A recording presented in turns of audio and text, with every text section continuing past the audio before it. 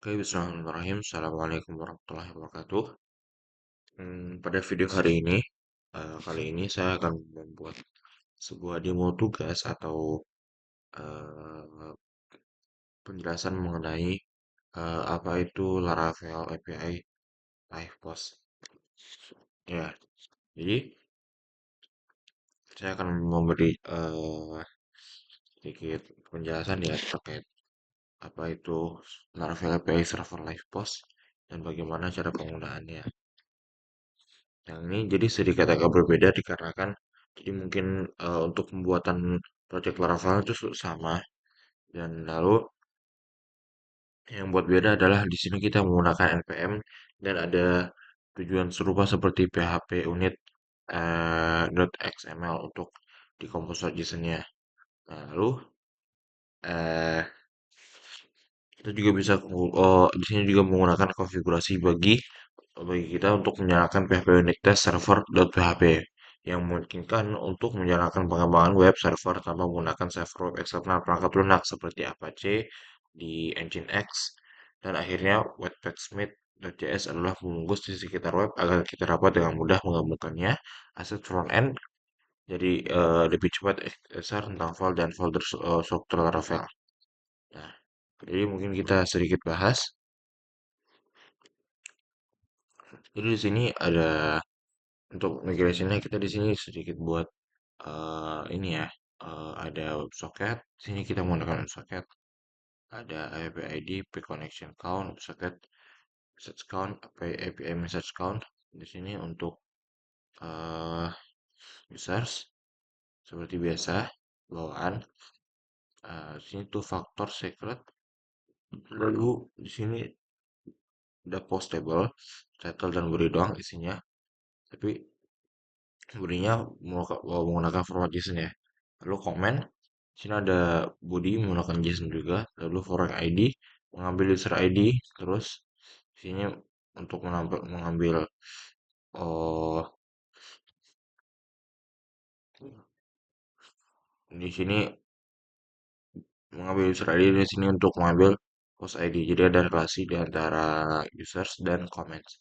Nah, di sini posisi pivot table. Di sini eh, migrasi untuk table untuk user post nanti gitu.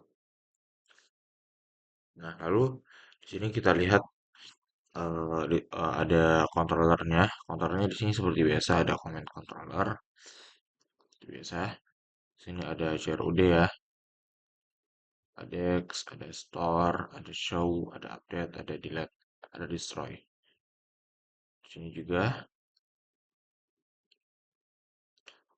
di sini resource cache, CRUD sama, post resource, store, index, show, update, dan destroy. Lalu di sini di user controller, mungkin sini hanya menampakkan eh, show, update, destroy. Nah, tapi di sini untuk controllernya kita juga untuk projectnya kita juga menggunakan resource. Resource ini adalah eh, semacam pemanggilan pembuatan eh, datanya lah. Tapi kita tidak perlu langsung menuju database karena di sini kita menggunakan SQL. Jadi kita menggunakan resource untuk mengakses dan segala macamnya. Begitu. Oke.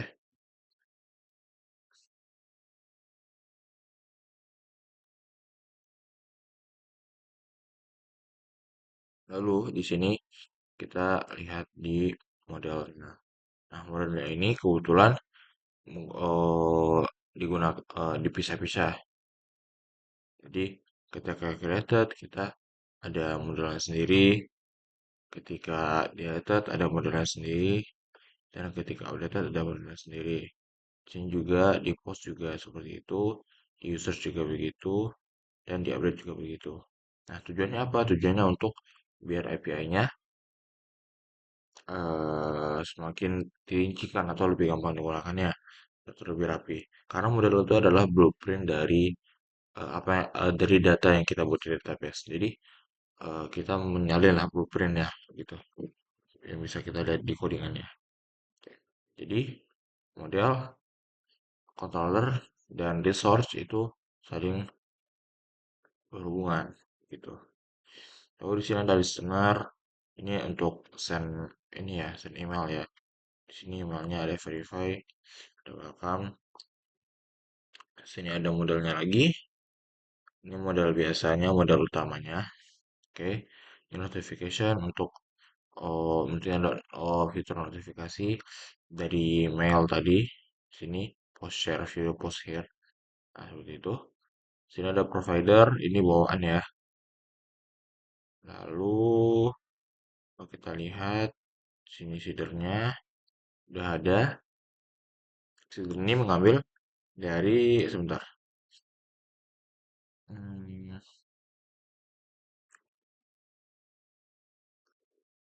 Nah, seeder itu ngambil dari sini.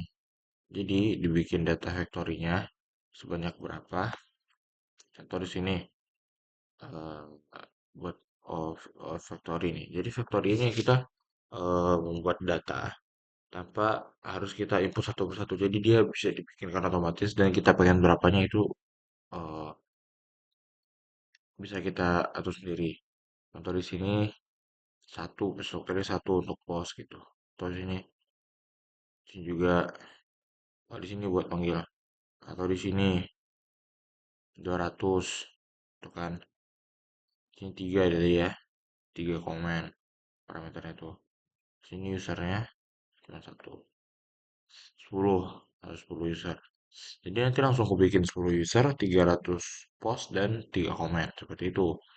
Tapi secara acak dan datanya ya mungkin seperti itu rep epsum ya begitu. Nah, di sini kita cek untuk pemanggilannya. Nah, di sini di webnya karena menggunakan WebSocket kita jadinya terus membuat datanya seperti ini. Jadi view-nya dari sini semua. Dari website.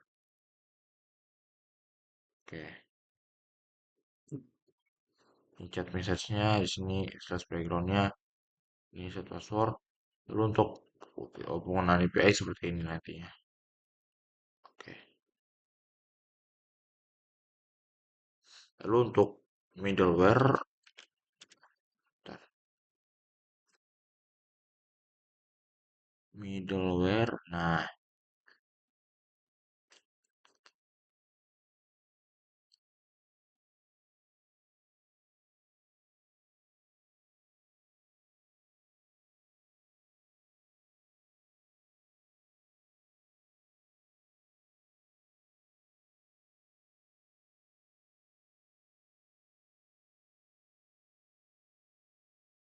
jadi middleware itu ada sebenarnya intinya itu adalah untuk keamanan. Jadi misal ada dua role, jadi role yang pertama itu tidak bisa langsung akses ke role kedua. Contoh admin dan user paling gampang ya kan. Jadi admin tidak bisa masuk ke user dan user tidak bisa akses ke admin karena itu sangat berbahaya. Biasanya digunakan untuk proyek-proyek yang memiliki dua role itu seperti proyek e-commerce dan semacamnya. Jadi ketika users mengeluarkan satu atau meminta satu request, nanti datanya bakal nyampe ke admin dan itu tidak boleh, harus ada keamanannya gitu. Sini ada trust host, trust proxies, sesuai sesuai kebutuhan yang ingin digunakan begitu. Sini ada request dan ada request. Sini post start request. Ini